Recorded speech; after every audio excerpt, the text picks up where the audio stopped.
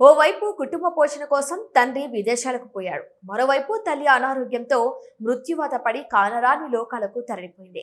దీంతో వారి పిల్లలు దిక్కులేని వారయ్యారు.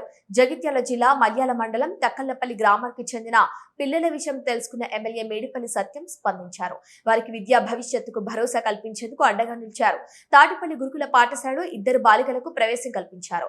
ఈ సందర్భంగా మేడిపల్లి సత్యం మాట్లాడుతూ ఆర్థిక ఇబ్బందులు పిల్లల చదువుకు అడ్డంకి కాకూడదనే ఉద్దేశంతోనే ఈ చర్య తీసుకున్నట్టు తెలిపారు.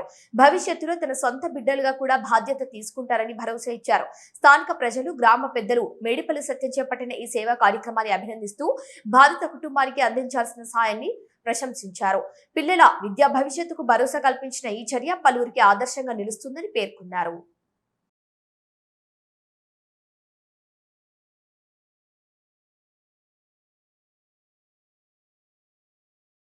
అనారోగ్యంతో మరణించింది.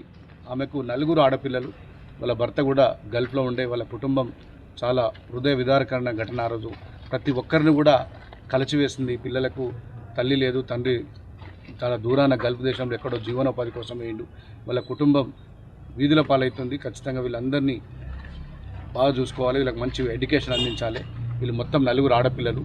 మిగతా 2 ఆడపిల్లలు కూడా బాగా చదువుతున్నారు. ఈ అమ్మాయి 7th చదువుతుంది, చిన్న అమ్మాయి. తర్వాత ఈ 10th చదువుతుంది. వీళ్ళకు మంచి స్కూల్ కావాలని చెప్పి గవర్నమెంట్కు ఒక ఫోన్ చేయగానే తాటిపల్లి గురుకుల చాలా ఫేమస్ స్కూల్ ఇది. దీనిలో హాస్టల్ ఫెసిలిటీ ఉంటుంది. ఇందులో వాళ్ళకు సీట్లు ఇవ్వమని చెప్పి కలెక్టర్ గారిని కోరగానే వారు వెంటనే స్పందించి ఖచ్చితంగా వీళ్ళని ఆదుకోవాలి, మంచి ఎడ్యుకేషన్ అందించాలని చెప్పి వీళ్ళకి అడ్మిషన్లు ఇప్పించిన స్వయంగా నేనే తీసుకొని వచ్చిన. నేను ఆ రోజు వీళ్ళ మదర్ చనిపోయినప్పుడు చెప్పిన, మీకు ఒక కుటుంబ సభ్యునిలాగా మీకు ఒక